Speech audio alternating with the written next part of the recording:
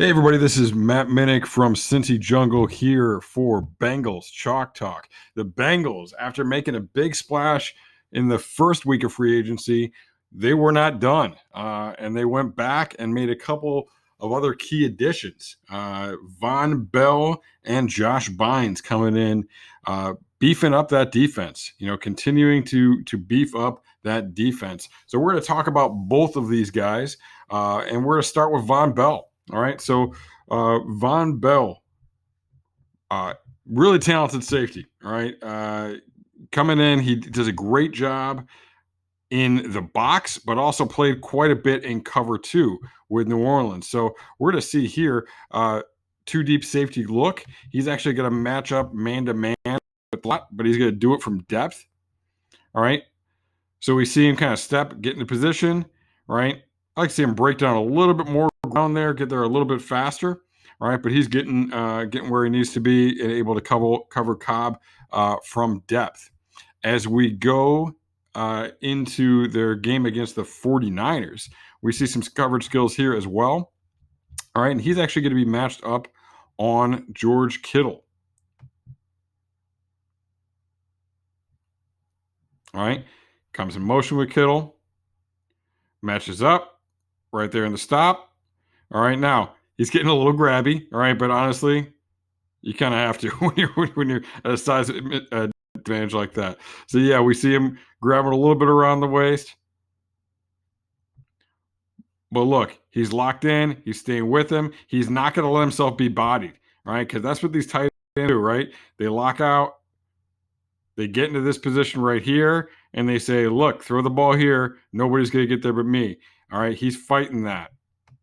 And I'll take a PI call every once in a while for a guy that's going to fight that and not just let them, convert those easy passes and get first downs with that stuff. So good matchup there. And we're going to see another matchup with him versus Kittle in the same game. That was pretty impressive on a throwback pass. So showing a few things here. I'm going to go right to the tight actually. Showing a few things matched up right here. All right. The discipline to stay with it. All right. Despite the action coming at him, man to man, you're man to man. He's not playing the run. He's playing Kittle. Matched up. Boom. All right. Sticking with that. They want the throwback. They can't have it. All right. So I like what I'm seeing out of him there. And again, that's about the toughest matchup you're going to get. That's George Kittle. One thing that the Bengals were smart to shy away from playing a lot of man against tight ends during the year. But we saw in the preseason a matchup with Sean Williams and Travis Kelce. That did not go well, which is putting it very, very nicely. Not good for the Bengals when that matchup occurred. So this is a guy that can do that, that can compete against those guys. And obviously that's a big thing in the league right now is these athletic tight ends and getting these guys the ball. All right, so we're going to take a look at his run defense here. All right, he's at the top of the screen in the box. All right, let me take that back, top of the screen. All right, so reading out the counter. Okay, run action starts off to him. All right, he's right there on your right. Starts to him. He sees the fullback. All right, and then I love what he does here. Look, not running around blocks, all right? Even though he's a smaller guy, not running around blocks. Block comes to him, puts his hands on it, gets through it, and gets in there and makes a good tackle. All right, so see some really, really good things out of this guy. All right, we're going to go to a different game here. And we're going to get a little bit more of a look at Vonn Bell against the run. All right, so this is actually great. Again, we're going to go to the film here. Look, he's in the box. All right, he's in the box. He's matched up right here. We're going to see once again, Cobb comes through, and this is really an ISO block for the receiver, Cobb here. All right, he has no problem with it. Now it's receiver on safety, so he shouldn't have a problem with it. All right, but he has no problem with it. Gets some extension, gets off the block, and makes the tackle on Zeke Elliott. All right, so we'll take a look here. Extension, get off, boom, get in there and make a tackle. All right, so he's doing some awesome things in there. He's doing some things that, I mean, we're seeing linebackers not doing that. We're seeing some linebackers on this team not doing things like that. Obviously, this is a matchup right there with the receiver, not a lineman or a fullback or anything like that. But still, he does some impressive things. And could fill a very similar to role to what Shawn Williams was doing for the Bengals last year. That's what I see when I look at him. I see a guy who's doing things similar to Shawn Williams, but doing them a little bit better. So, definitely a potential upgrade at that spot for the Bengals. And actually, we're going to go to the wide here because he's actually a cover 2 safety, but he's going to be playing the run here. All right, so he's he's up here. All right, in a too high look, reads the run, comes down, fills in, right, coming down wide right away for the outside run, looking to force, all right, looking to force it, cuts inside with the back, gets in there and makes a good tackle again against the running back Ezekiel Elliott. So seeing some really, really good things, some things I really like out of Vonn Bell, particularly in the run game. But he's also a guy that can match with tight ends. They can do some good things in the pass game as well. And I think maybe gives us a little bit more versatility, playing both in the box at a higher rate, at a better rate, and playing well in deep field coverage.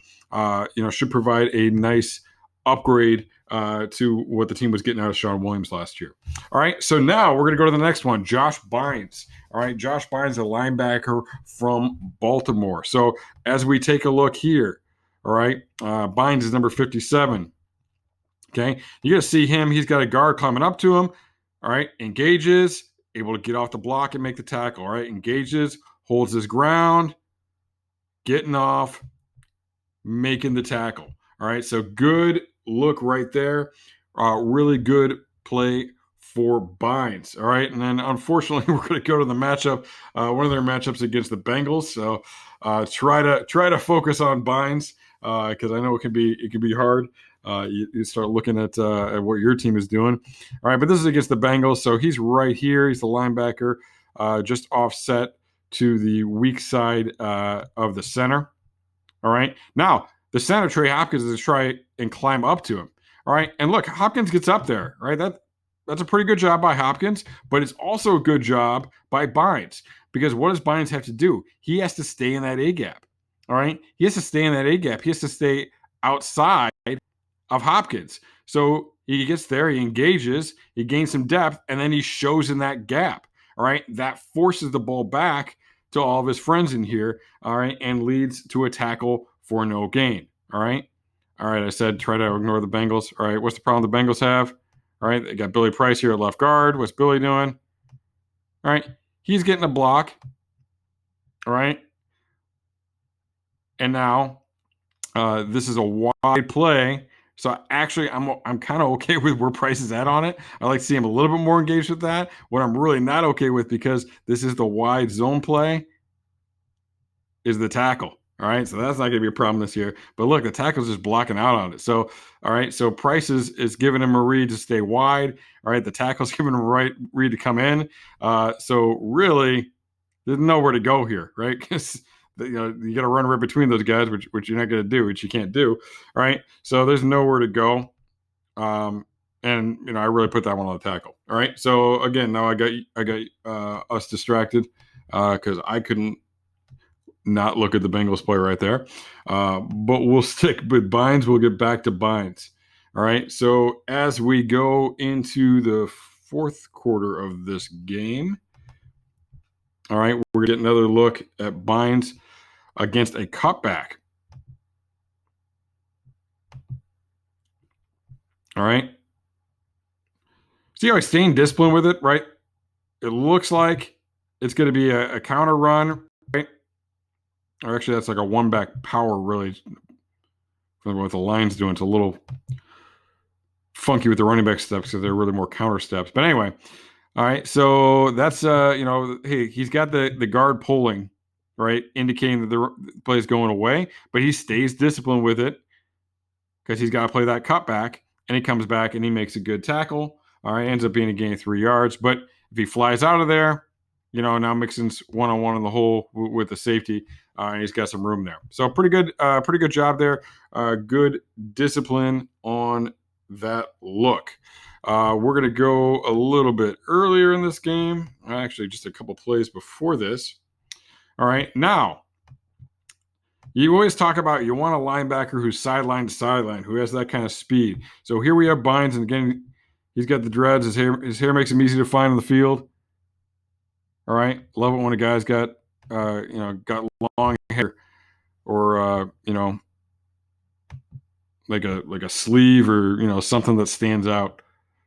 Makes him nice and easy to find on film. All right, but he's looking to get out there. Look, knocking out there with great speed, and then he gets juked out of his mind. All right, so here he is, 57. All right, getting out there, and boom.